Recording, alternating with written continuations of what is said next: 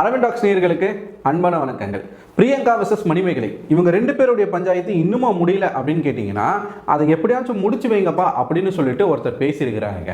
அவர் யார் அப்படிங்கிறத பற்றி தான் இந்த வீடியோவில் பார்க்க போகிறோம். அவர் பேசியிருக்கக்கூடிய விஷயங்கள் நமக்கே புதுசாக இருக்குது. ஏன்னா இவர் எதுக்கு பெயர் பெற்றவர் அப்படின்னு பார்த்தீங்கன்னா, பல நடிகைகளுடைய அந்தரங்கங்களை சோஷியல் மீடியாவில் உட்காந்துக்கிட்டு ஒரு யூடியூப் சேனலில் உட்காந்துக்கிட்டு, அதாவது வாட்ஸ்அப்பில் வந்த தகவல்கள் என்கிட்ட இதெல்லாம் ஆதாரமாக இருக்குது அப்படின்னு சொல்லிட்டு சொல்லுவார். ஆனால் ஒன்றுமே அவர் இது வரைக்கும் ஆதாரமாக காட்டினதே கிடையாது. பல பேரை பயங்கரமாக சோஷியல் மீடியாவில் உட்காந்து அபியூஸ் பண்ணார்.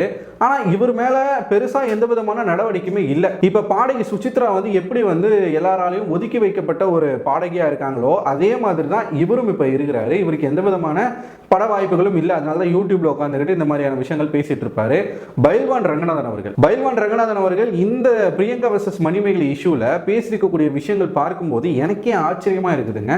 அப்படி என்ன பேசியிருக்காரு அப்படிங்கறத இந்த வீடியோல தெளிவா பார்ப்போம். 24x7 அப்படிங்கிற ஒரு யூடியூப் சேனல்ல உட்கார்ந்து தான் இவங்க ரெண்டு பேருக்கு நடுவில் நடக்கக்கூடிய அந்த சண்டைகளை பத்தி பேசியிருக்கிறாரு. இவருடைய ஒரு வெர்ஷன் என்ன சொல்றாரு அப்படின்னு பாத்தீங்கன்னா, இவங்க ரெண்டு பேருக்குமே வாய் ரொம்பவே நீளம் அப்படின்ற ஒரு விஷயத்தை கரெக்டாகவே சொல்லியிருக்கிறாரு. இது யோசிச்சு பார்த்தோம்னா நமக்குமே புரியும். பிரியங்காவுக்கும் வாய் ஜாஸ்தி தான், மணிமேகலை அவர்களுக்கும் வாய் ஜாஸ்தி தான். ஏன்னா ரெண்டு பேருமே ஆங்கரிங் பண்ணுறதுனால, விஜே அப்படிங்கிறதுனால அதிகமாக பேசுவாங்க. ஒரு லெவலுக்கு மேலே மணிமேகலை பேசுறது சில இடங்களில் நமக்கு இரிட்டேட்டிங்காக இருக்கும். பட் என்னதான் அப்படி இருந்தாலும் பிரியங்காவுடைய டாமினேஷன் அப்படிங்கிற ஒரு விஷயத்தை நம்மளால அக்செப்ட் பண்ண முடியாமல் தான் மணிமேகலைக்கு நம்ம சப்போர்ட் பண்ணோம். பிரியங்கா கிட்ட ஏகப்பட்ட டேலண்ட் இருந்தாலும் தான் மட்டும்தான் எல்லாத்துலேயுமே இருக்கணும் அப்படின்னு நினைக்கக்கூடிய ஒரு பண்பு பிரியங்கா கிட்ட அதிகமாகவே இருக்குது. என்னை சுற்றி தான் எல்லாமே இருக்கணும், எல்லா கேமராவும் என்ன தான் பார்க்கணும், மக்கள் எல்லாருமே என்ன தான் ரசிக்கணும் அப்படின்ற ஒரு குணம் பிரியங்கா கிட்ட இருக்குது. திறமையை பேஸ் பண்ணோம் அப்படின்னா ரெண்டு பேர்கிட்டயுமே திறமை இருக்குது. அதுக்கு நமக்கு குறைய சொல்ல முடியாது. ஸோ ரெண்டு பேருமே நல்ல விஜேஸ் தான். ஆனால் ஏதோ ஒரு சின்ன ஒரு விஷயம் இவங்க ரெண்டு பேருக்குள்ள ஃபயர் ஆகி இன்னைக்கு இவ்வளோ பெரிய விஷயமா மாறி நிற்குது. ஸோ பைல்வான் இதை பற்றி தான் டீட்டெயிலாக பேசியிருக்கிறார். பிரியங்காவை பற்றி ஒரு என்னெல்லாம் சொல்லியிருக்காரு அப்படின்னு பார்த்தீங்கன்னா, பிரியங்காவுடைய பேரையே கலாச்சிருக்கிறாரு. நிறைய பேர் இப்போ இதை தான் பேசிக்கிட்டு இருக்காங்க. பிரியங்கா தேஷ்பாண்டே பேரை பார்த்தீங்களா அப்படின்னு சொல்றாரு. எதுக்காக அதை சொல்றாரு அப்படின்னு பார்த்தீங்கன்னா, பிரியங்கா அவங்களுடைய பேருக்கு பின்னாடி அவங்களுடைய சாதி பெயரை போட்டிருக்கிறாங்க. பிரியங்கா ஒரு வடநாட்டை சேர்ந்த பெண் அப்படின்றது இதில் கிளியரா நமக்கு என்ன ஆகுது தெரியுது. இவங்க தமிழ் பெண் கிடையாது அப்படின்ட்டு. இந்த பாண்டே அப்படிங்கிறது சில பேருக்கு தெரியாது. இப்போ நம்ம ரங்கராஜ் பாண்டே இருக்கிறார் இல்லையா, அந்த மாதிரி இவங்களும் வடக்கை சேர்ந்த ஒரு பெண்மணி தான். ஆனால் தமிழ்நாட்டில் இருக்கிற மக்கள் பிரியங்காவை அந்த மாதிரி பார்க்கல. இருந்தாலும் தமிழர்கள் பொதுவாக அவங்களோட பெயர்களுக்கு பின்னாடி சாதி பெயர்களை இப்போ போடுறது கிடையாது. ஒரு காலம் வரைக்கும் அதிகமாக இருந்துச்சு. இப்போ அது நிறையவே குறைஞ்சிருக்கு. இதனால தான் பிரியங்காவுக்கு சப்போர்ட்டே இல்லாமல் மணிமேகலைக்கு அதிகப்படியான சப்போர்ட் வருது. ஏன்னா மணிமேகலை தமிழ் பெண் அப்படின்ற ஒரு விஷயத்தை வச்சு நிறைய பேர் மணிமேகலைக்கு சப்போர்ட் பண்றதை நம்மளால பார்க்க முடிஞ்சது. இவரும் அதை தான் மென்ஷன் பண்றாரு. பேரை பார்த்தீங்களா அப்படின்னு சொல்றாரு. அது மட்டும் இல்லாம விஜய் டிவிலேயே வேலை செஞ்ச ஒருவரை காதலிச்சு திருமணம் செஞ்சு கலட்டியும் விட்டுட்டாங்க அப்படின்னு பைல்வான் பேசியிருக்கிறார். அடுத்து மணிமேகலை பத்தி என்ன சொல்றாரு அப்படின்னு பாத்தீங்கன்னா, மணிமேகலை தன்னுடைய பெயருக்கு ஏற்றபடியே நடந்துக்கிறாங்க. ஒரு முஸ்லிம் பையனை காதலிச்சு திருமணம் செஞ்சு இப்ப சந்தோஷமா வாழ்ந்துகிட்டு இருக்காங்க. ஒரு சிறந்த இசை தொகுப்பாளினி அப்படின்னு மணிமேகலை பாராட்டி தள்ளியிருக்கிறாரு நம்ம பைல்வான் ரங்கநாதன். நமக்கே ஆச்சரியமா இருந்துச்சு. அதுக்கப்புறமா என்ன சொல்றாரு அப்படின்னு பாத்தீங்கன்னா, பிரியங்கா மணிமேகலை இவங்க ரெண்டு பேருமே சிறந்த தொகுப்பாளர்கள் தான். இவங்க ரெண்டு பேருமே டிஆர்பிக்காக தான் சண்டையை போட்டுக்கிட்டாங்க. விளையாட்ட ஆரம்பிச்ச விஷயம் இன்னைக்கு விபரீதமா போய் முடிஞ்சிருக்கு அப்படின்ற விஷயத்தையும் சொல்லியிருக்கிறார். அடுத்து என்ன சொல்றாரு அப்படின்னு பாத்தீங்கன்னா, பிரியங்கா விஜய் டிவியுடைய ஒரு செல்ல பிள்ளையாக தான் இருக்கிறாங்க. அதனால தான் நேரா போய் மணிமேகலை பத்தி தன்னுடைய நிறுவனத்துக்கிட்ட புகார் சொல்லியிருக்காங்க. அதாவது பாக்ஸ் ஆபீஸ் அப்படிங்கிற அந்த ப்ரொடக்ஷன் டீம் கிட்ட ஸ்ட்ரெயிட்டா போய் மணிமேகலை பத்தி புகார் பண்றாங்க. அந்த புகாருக்கு நடவடிக்கையும் எடுக்கப்பட்டிருக்கு அப்படின்ற விஷயங்கள் சொல்றாரு. அதுக்கப்புறமா பிரியங்காவை என்ன சொல்லி கலாய்கிறார் அப்படின்னு பாத்தீங்கன்னா, பிரியங்கா விஷமம் விஷம் இது ரெண்டுமே கலந்த கலவையா இருக்கிறாங்க. அதாவது பாதி உடம்பு விஷமமா இருக்கு, குறுக்கு புத்தி யோசிக்கக்கூடிய ஒரு கிரிமினல் மைண்டு. இன்னொரு பாதி உடம்பு விஷமா இருக்கு. இது ரெண்டுமே சேர்ந்த கலவை தான் பிரியங்கா அப்படின்ற ஒரு விஷயத்த சொல்றாரு. சிரிக்காத அப்படின்னா சிரிப்பாங்க, சிரிங்கன்னு சொன்னா சிரிக்கவே மாட்டாங்க. இப்படி முரண்பாடான விஷயங்கள் எல்லாமே பிரியங்கா செய்வாங்க. பிரியங்காவுடைய அந்த குறும்புத்தனம் மக்களுக்கு பிடிச்சு போச்சு. அதனால தான் விஜய் டிவில அதிகப்படியான ஷோ அவங்களுக்கு கிடைக்குது அப்படின்னு சொல்லி பைல்வான் சொல்றாரு. இது ஒரு விதத்தில் கரெக்டா இருந்தாலும் இன்னொரு விதத்தில் விதத்தில் நம்ம ஆல்ரெடி பார்த்த மாதிரி பிரியங்காவை நிறைய ஸ்பான்சர்ஸ் வந்து ரெக்கமெண்ட் பண்ணுறாங்க. அதனால தான் பிரியங்காவுக்கு நிறைய ஷோஸுமே கிடைக்குது சரிங்களா. ஏன்னா பிரியங்கா ஸ்பான்சர்ஸ் எல்லாமே தெளிவாக இன்ட்ரோ பண்ணக்கூடிய ஒரு அது வந்து ஒரு டேலண்ட் அவங்களுக்கு. அப்படிப்பட்ட ஒரு பொண்ணு அப்படிங்கிறதுனால ஸ்பான்சர்ஸ் வந்து தேடி பிரியங்காவை கேட்குறாங்க. அது வந்து ஒரு பிரியங்காவுக்கு வந்து ஒரு தனி ஆடட் அட்வான்டேஜ் தான் விஜய் டிவியில். அதுக்கப்புறமா என்ன சொல்கிறார் அப்படின்னு பார்த்தீங்கன்னா, இதே ஷோவில் செஃப் தாமு அவர்கள் பிரியங்காவை கலாச்சாரத்தை நம்மளால் வந்து மறக்க முடியாது, அதுவும் நம்ம வந்து கவனித்து பார்க்கணும். ஏன்னா இது ஸ்டார்ட் மியூசிக் இல்லை பிரியங்கா, இது குக் வித் கோமாளி, இங்கே நாங்கள் வைக்கிறது தான் சட்டம்னு சொல்லி செஃப் தாமு ஒரு இடத்துல சொல்லியிருப்பார். அதுக்கான காரணம் என்ன அப்படின்னு பார்த்தீங்கன்னா, பிரியங்காவுடைய டாமினேஷன் அப்படிங்கிறது மணிமேகலை கிட்ட மட்டும் இல்லை, ஜட்ஜஸ் கிட்டே இருந்திருக்கு. பல இடங்களில் வந்து பிரியங்கா அன்வான்டாக ஜட்ஜஸே குறுக்க மறித்து பேசுறது, அவங்க வந்து ஒரு விஷயத்தை வந்து சிலருக்கு சப்போர்ட் பண்ணி, அதாவது தம்பின்னு சொல்லிட்டு இர்ஃபானுக்காக சப்போர்ட் பண்ணி பேச போய் தான் அந்த இடத்துல செஃப் தாமு வந்து ரியாக்ட் பண்ணியிருந்தார். அதாவது செஃப் தாமு பொறுத்த வரைக்கும் அவருடைய ஒர்க்கில் இன்னொருத்தவங்க தலையிட்டா தலைவருக்கு கோபம் வருது, அதே மாதிரி மணிமேகலையுடைய ஒர்க்கில் பிரியங்கா தலையிட்டா அதை வந்து சிரித்து ரசித்து என்ஜாய் பண்ணக்கூடிய ஒரு கேரக்டராக தான் தாமு அவர்கள் இருக்காரு. அதோடு சேர்த்து பிரியங்காவுக்கு பல இடங்களில் சொம்படிக்கக்கூடிய ஒரு சொம்பா தான் தாமு இருந்திருக்கிறாரு. ஏன்னா நம்மளால் கிளியராக பார்க்க முடிஞ்சது, மணிமேகலையை பல இடங்களில் வந்து ஆங்கரிங்கில் இருந்து எடுத்து பிரியங்காவை தூக்கி அந்த இடத்துல போட்டிருப்பார். இவர் தான் பண்ணார் இந்த வேலையெல்லாம். இவரும் மாதம்பட்டியும் பேசி வச்சுக்கிட்டு நிறைய இடங்களில் வந்து பண்ணாங்க. ஸோ இதெல்லாம் அங்கங்கே நம்மளால் வந்து பார்க்க தான் முடிஞ்சது. பல இடங்களில் மணிமேகலையை மூக்கொடைக்கிற மாதிரி செஃப் தாமு பேசியிருப்பார். அந்த இடத்துலையே மணிமேகலை ஏன் திருப்பி தாமு கிட்ட பேசலை அப்படின்ற ஒரு விஷயத்தையும் நம்ம பைல்வான் ரங்கநாதன் அவர்கள் கேட்டிருக்கிறார். ஸோ இது ஒரு வகையில் அவர் சொல்லும்போது நமக்கும் வந்து இது ஒரு யோசிக்க வேண்டிய ஒரு விஷயமா தான் தெரியுது. நிறைய இடங்களில் வந்து இந்த மாதிரி அவங்களுக்கு வந்து பிரச்சனை வந்திருக்கு, அவங்களுடைய ஆங்கரிங்கை வச்சு நிறைய இடங்களில் பிரச்சனை வந்திருக்கு. இதை ஏன் மணிமேகலை வந்து எதிர்த்து பேசலை அப்படின்ற ஒரு விஷயம் வந்து எல்லாருமே கேட்குறாங்க. ஒருவேளை பேசியிருக்கலாம், அது கட் செய்யப்பட்டிருக்கலாம், எடிட் செய்யப்பட்டிருக்கலாம், இல்லை வந்து அவங்க பிரேக்கில் பேசியிருக்கலாம், பேசாமல் இருந்திருப்பாங்க அப்படின்னு வந்து என்னால் வந்து ஏற்றுக்க முடியல. ஏன்னா பிரியங்கா கிட்டே விஜய் டிவியில் இது வரைக்கும் யாருமே அப்போஸ் பண்ணி பேசாத, எதிர்த்து கேள்வி கேட்காத பிரியங்கா கிட்டே மணிமேகலை சண்டை போடும்போது நிச்சயமாக தாமு கிட்டையும் மாதம்பட்டி கிட்டையும் மற்றவங்க கிட்டையும் இதை பற்றி பேசியிருப்பாங்க அப்படின்னு தான் நான் நினைக்கிறேன். அடுத்ததான் மணிமேகலை பற்றி என்ன சொல்கிறாரு அப்படின்னு பார்த்தீங்கன்னா, இங்கே பிரியங்கா போயிட்டு நிறுவனத்துக்கிட்ட அவங்க வந்து கம்ப்ளைண்ட் பண்ண உடனே நிறுவனத்தை சார்ந்தவர்கள் மணிமேகலை கூப்பிட்டு பேசுகிறாங்க. அவங்க பிரியங்கா கிட்ட போயிட்டு மன்னிப்பும் கேட்க சொல்கிறாங்க. அந்த இடத்துல மணிமேகலை வந்து மன்னிப்பு கேட்க மறுக்கிறாங்க. மன்னிப்பு கேட்க மறுத்ததுனால அந்த நிறுவனம் தான் என்ன பண்ணியிருக்குது, மணிமேகலை வந்து வேலையை விட்டு போங்க அப்படின்னு வந்து சொல்லியிருக்கிறாங்க. அதனால தான் மணிமேகலை வெளியிலையும் வந்திருக்காங்க அப்படின்ற ஒரு விஷயத்த சொல்கிறார். இதைத்தான் மணிமேகலை வந்து சொன்னாங்க, என்னை வந்து அவங்க மன்னிப்பு கேட்க சொன்னாங்க, நான் மன்னிப்பு கேட்க மாட்டேன் அப்படின்னு சொன்னேன் அப்படின்றத சொல்லியிருந்தாங்க. பட் இவரும் வந்து எதை ரெஜிஸ்டர் பண்ணுறாரு அப்படின்னு பார்த்தீங்கன்னா, இவங்க அனுப்புனதுனால தான் அவங்க வெளியில் வந்தாங்களே தவிர்த்து அவங்க சுயமரியாதை கெட்டுருச்சு அதனால நான் வேலையை விட்டு வரேன்னு சொன்னதெல்லாம் போய் இந்த மானம் சுயமரியாதை அப்படின்றதெல்லாம் வந்து வெறும் நாடகம் தான் அப்படின்னு வந்து ஒரு விஷயத்த சொல்கிறாரு.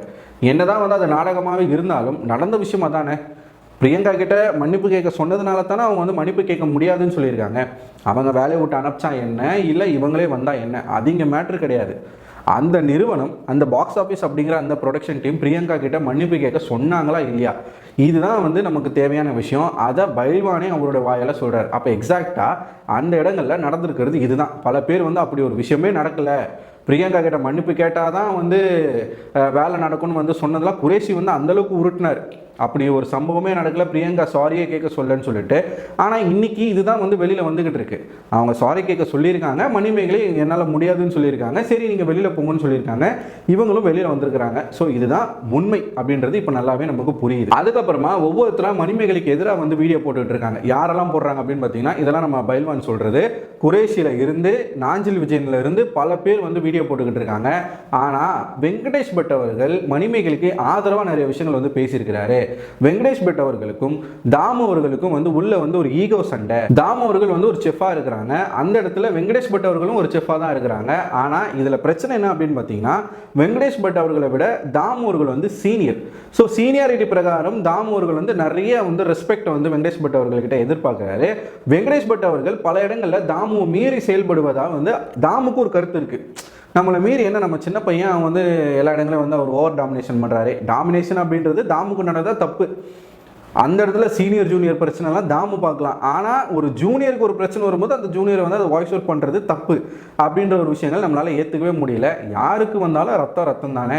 ஸோ இந்த இடங்களில் என்ன இருக்குது அப்படின்னு பார்த்தீங்கன்னா, இவங்க ரெண்டு பேருக்கும் நடுவில் அந்த நடந்த பிரச்சனையினால தாமு அவர்கள் பிரியங்கா சைடு ஸ்டாண்ட் எடுக்கிறாரு. வெங்கடேஷ் பட் அவர்கள் ஒரு விதமான ஒரு சப்போர்ட்டை வந்து யாருக்கு கொடுக்குறா, மணிமேகலைக்கு கொடுக்குறாரு. ஏன்னா அவர் சன் டிவிக்கு போயிட்டாரு. இதுக்கப்புறமா விஜய் டிவியினுடைய துணை வெங்கடேஷ் பட் அவர்களுக்கு தேவை கிடையாது. சன் டிவியில் மீடியா மிஷன்ஸ்க்கு பல ஷோஸ் வரப்போகுது இதுக்கப்புறமா. காரணம் என்ன அப்படின்னு பார்த்தீங்கன்னா, குக் வித் கோமாளியை விட இப்போ டாப் குக்கு தான் வந்து டாப்பில் போய்கிட்டு இருக்கு.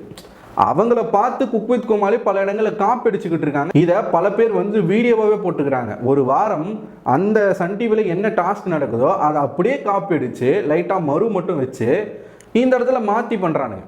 கேட்டால் மாறு விஷம்ன்றானுங்க. ஒன்றுமே நமக்கு புரியல. ஸோ மீடியா மிஷன்ஸ் கிட்ட தான் சரக்கு இருக்குது, இங்கே பாக்ஸ் ஆஃபீஸ் கிட்ட சுத்தமாக சரக்கே கிடையாது அப்படிங்கிறது இதிலேருந்து நல்லா தெரியுது இல்லையா? வெங்கடேஷ் பட் நல்லா போயிட்டு அங்கே வந்து ஜாயின் ஆகிட்டார். அதனால் யாருக்கும் சொம்படிக்க வேண்டிய அவசியம் இல்லை. விஜய் டிவிக்கும் பிரியங்காவை சேர்ந்த ஆட்களுக்கும் சொம்படிக்க வேண்டிய அவசியமே இல்லை. குரேஷியவே கூப்பிட்டு வச்சு இன்டர்வியூவில் பல கேள்விகள் வந்து வெங்கடேஷ் பட் அவர்கள் கேட்டிருந்தாங்க. நீ எதுக்கு சம்மந்தமே இல்லாமல் பிரியங்கா மணிமேகலை இஷ்யூவில் போய் மூக்க விட்ட, முன்ன யார் அதை பற்றி பேச சொன்னது அப்படின்லாம் வந்து நிறைய விஷயங்கள் வந்து கேட்டிருப்பாரு. ஸோ இதெல்லாமே இவர் வந்து சொல்கிறார். யார்? பைல்வான் ரங்கநாதன் அவர்கள் சொல்கிறாங்க. ஸோ 2 செஃப்புக்கு நடுவில் நடந்த இந்த சண்டே கூட ஒரு ஈகோ கிளாஷ் தான், அதுவும் சின்னதாக ஆரம்பிச்சு தான் இன்னைக்கு பெருசாக போய் நிற்கிது அப்படின்னு பல விஷயங்களை வந்து பைல்வான் சொல்கிறார். கடைசியாக என்ன சொல்கிறார் அப்படின்னு பார்த்தீங்கன்னா, விஜய் டிவி இந்த விவகாரத்தில் வந்து பண்ணது மிகப்பெரிய தப்பு. அதாவது அவங்களுடைய ஆட்களை இறக்கி ஒவ்வொருத்தராக வந்து வீடியோ போட்டுட்டு இருந்தாங்க. இருந்த குரேஷி, சுனிதா, அப்புறம் இல்லாத நாஞ்சில் விஜயன், அதுக்கப்புறமா சம்பந்தமே இல்லாத ஃபேட்மேன் முதற்கொண்டு நிறைய பேர் இந்த இஷ்யூ பற்றி பேசுனாங்க. ஃபரீனாலாம் வந்து ஒரு 2-3 எபிசோட் தான் வந்திருப்பாங்க குக் வித் கோமாளியில். அவங்க மணிமேகலுக்கு ஆதரவாக வந்து கமெண்ட்டை போட்டுட்டு அதுக்கப்புறம் அப்படியே ஆப்போசிட்டாக மாற்றி பேசுகிறாங்க. ஸோ இது எல்லாமே விஜய் டிவி போட்ட ஒரு பக்கா பிளான். டிஆர்பி ஏற்றுறதுக்காக இந்த விஷயத்தை என்ன பண்ணாங்க, விஜய் டிவி தான் பெருசாக்குனாங்க அப்படின்ற ஒரு மிகப்பெரிய குற்றச்சாட்டையும் பைல்வான் வைக்கிறாரு. இதுவும் யோசிச்சு பார்க்கும்போது கரெக்டான ஒரு விஷயம் தான். ஏன்னா இப்போ இந்த ஷோ வந்து பயங்கர டேமேஜாக போய்கிட்டு இருக்கு. இந்த வந்து யாருமே பார்க்கறது இல்லை. ஆக்சுவலாக CWC5 வந்து யாருமே பார்க்கறதில்ல. அதை பார்க்க வைக்கணும் அப்படிங்கிறதுக்காகவே இவங்க 2 பேருக்கு நடுவில் நடந்த இந்த பிரச்சனையை விஜய் டிவியை வந்து ஊதி பெருசாக்குச்சு அப்படின்றதாங்க உண்மை யோசிச்சு பார்க்கும்போது. ஏன்னா மணிமேகலை வந்து ஒரு வீடியோ போட்டப்போ கூட அந்த அளவுக்கு இந்த விஷயம் வந்து பெருசாக வெடிக்கல. என்னைக்கு குரேஷி வந்து அதுக்கு ஆப்போசிட்டாக வீடியோ போட்டாரோ அதன் பின்னாடி மற்றவங்கலாம் வந்து வீடியோ போட ஆரம்பித்த பிறகு தான் இந்த விஷயம் வந்து என்ன ஆச்சு, பயங்கர வைரலாக போச்சு. நிறைய சப்போர்ட் மணிமேகலுக்கு கூடிச்சு. பிரியங்காவை கழுவி ஊத்துனாங்க எல்லாருமே. ஸோ ஒரு விதத்தில் விஜய் டிவியில் இறங்கி எச்ச வேலை பார்த்துருக்கு அப்படின்றது ப்ரூவ் ஆயிருக்கு. கடைசியாக பைல்வான் என்ன சொல்றாரு அப்படின்னு பார்த்தீங்கன்னா, யாராச்சும் நியாயம் தர்மம் அப்படின்னு பேசி ஒரு கம்பெனிலேருந்து வெளியில் வந்துட்டாங்க அப்படின்னா திரும்பவும் அந்த கம்பெனிக்கு போகக்கூடாது, அந்த கம்பெனியை பற்றியும் பேசக்கூடாது. அதனால் மணிமேகலை ஏதாச்சும் பேசினாங்க அப்படின்னா அதை யாரும் காது கொடுத்து கேட்காதீங்க, அதை பற்றி பேசாதீங்க. முக்கியமாக இந்த விவகாரத்தை பற்றி யாருமே பேசாதீங்க, இதுக்கு ஒரு முற்றுப்புள்ளி வைப்போம், இதை அப்படியே விடுங்கப்பா அப்படின்னு பைல்வான் வந்து மக்களுக்கு அட்வைஸ் பண்ணக்கூடிய ஒரு கொடுமையாக இந்த காலம் மாறி நிற்கிது. ஸோ இப்படிப்பட்ட ஒரு விஷயத்தை வந்து பைல்வான் சொல்லியிருக்காரு இல்லையா? இதுவே வந்து என்ன இருக்குன்னா இப்போ மிகப்பெரிய சர்ச்சையை வந்து கிளப்பியிருக்கு. ஏன்னா நிறைய விஷயங்கள் இதுக்குள்ளே வந்து அவர் சொல்லியிருக்காரு. அந்த இன்டர்வியூ ஃபுல்லாக பார்க்குறவங்களுக்கு புரியும். இந்த பிரச்சனையெல்லாம் வேஸ்ட்டு, 10 பைசாவுக்கு பிரயோஜனம் இல்லை, எல்லாரும் இதை விட்டுட்டு போய் புள்ளக்குட்டியை பாருங்க அப்படின்ற லெவலுக்கு பைல்வான் பேசி முடிச்சிருக்கிறார். பைல்வான் இப்படி பேசியிருக்கிறது எனக்கு பயங்கர ஷாக்கிங்காக இருக்குது. ஏன்னா கான்ட்ராவர்சி இருந்தால் தான் பைல்வானுக்கு சோரே. யூடியூப்ல தான் சோர் சாப்பிட்டுக்கிட்டு இருக்காரு பைல்வான். இது எல்லாருக்கும் தெரிஞ்ச விஷயங்கள் தான். எதனா ஒரு விஷயம் கிடைச்சிட்டா போதும் உடனடியாக அந்த நடிகை இந்த நடிகர் கூட இருந்தாங்க, இந்த ப்ரொடியூசர் கூட இருந்தாங்க, இந்த டைரக்டர் கூட இருந்தாங்க அப்படின்னு சொல்லிட்டு கொச்சையாக பேசக்கூடிய பைல்வானே இந்த இஷ்யூவை பற்றி பேசும்போது இதை பற்றி யாரும் பேசாதீங்க, இதை அப்படியே விடுங்க, இது வந்து பிரயோஜனமே இல்லாத ஒரு விஷயம்னு சொல்கிறாரு அப்படின்னா எனக்கு ரொம்பவே ஷாக்கிங்காக இருக்குது. உங்களுக்கு எப்படி இருக்குது அப்படிங்கிறத கமெண்ட் பாக்ஸில் கமெண்ட் பண்ணுங்கள். எனக்கு தெரிஞ்சு பிக் பாஸ் ஆரம்பிக்கிற வரைக்குமே இந்த இஷ்யூ வந்து பேசிக்கிட்டே தான் இருப்பாங்க அப்படின்னு நான் நினைக்கிறேன். ஏன்னா ஒரு விறுவிறுப்பை கிளப்பணும். இப்போ பிக் பாஸ் சீசன் 8 வந்து மணிமேகலை பேர் இருக்குது அப்படின்னு சொல்லிட்டு நிறைய நியூஸ் எல்லாமே வந்துகிட்டு இருக்கு. மேபி இதன் மூலமாக ஒரு ப்ரொமோஷன் வந்து பிக் பாஸ் சீசன் 8க்கு கிடைக்கலாம். கமலஹாசன் அவர்கள் இல்லை அப்படிங்கிறதுனால இந்த சீசன் 8க்கு அந்த அளவுக்கு மக்கள் மத்தியில் இன்னும் ரீச் போகலை. ஏன்னா ஒவ்வொரு ப்ரோமோவும் வந்து பெருசாக வந்து வியூஸும் பெறலை. இதனாலேயே இந்த இஷ்யூ வச்சு என்ன பண்ணுறாங்க, இவங்க வந்து விஜய் டிவி பிக் பாஸுக்கு ப்ரொமோஷன் பண்ணுறதுக்கு ட்ரை பண்ணிக்கிட்டு இருக்காங்க. இந்த இஷ்யூவில் சம்மந்தப்பட்ட ஒரு 3-4 பேர் வந்து உள்ளே போகிறதுக்கான வாய்ப்புகள் இருக்குது. அட்லீஸ்ட் ஒருத்தர் 2 பேராச்சும் போவாங்க. அவங்க உள்ளே போய் என்னெல்லாம் பண்ணுறாங்க அப்படிங்கிறத பார்க்கறதுக்காகவே மக்கள் வந்து காத்துக்கிட்டு இருப்பாங்க. அவங்கள எப்படின்னா அடிக்கணும். மணிமேகலை சப்போர்ட் பண்ணுறவங்களாம் என்ன நினைப்பாங்க, இப்போ குரேஷி உள்ளே போகிறாரு அப்படின்னா, சுனிதா உள்ளே போகிறாங்க அப்படின்னா இவங்க 2 பேரையும் நம்ம கழுவி ஊற்றணும் அப்படிங்கிறதுக்காகவே மக்கள் அந்த ஷோவை பார்ப்பாங்க. அப்படி வந்து சில விஷயங்கள் பண்ணுறதுக்காக இது வந்து ஒரு நெகட்டிவ் ப்ரொமோஷனாக விஜய் டிவி கையில் எடுத்திருக்கு அப்படின்றது நம்மளால் கிளியராக பார்க்க முடியுது. ஸோ நீங்கள் என்ன நினைக்கிறீங்க, இந்த இஷ்யூக்கு எப்போ தான் எண்டு வரும், எண்டு வரதுக்கு என்ன பண்ணணும், இதை பற்றி பேசணுமா இல்லை பேசாமல் இருக்கணுமா, பைல்வான் சொல்கிறது கரெக்டாக தப்பா? உங்களோட கருத்துக்களை கமெண்ட் பாக்ஸில் போஸ்ட் பண்ணுங்கள். இது போன்ற வீடியோக்களை தொடர்ச்சியாக பார்க்கணும் அப்படின்னா நம்ம சேனலை மறக்காமல் சப்ஸ்கிரைப் பண்ணுங்கள், நோட்டிஃபிகேஷன் ஐக்கானை கிளிக் பண்ணிடுங்க. அடுத்த ஒரு வீடியோவில் உங்களை சந்திக்கிறேன். அதுவரை உங்களிடம் விடைபெறுவது நான் அரவிந்தன்.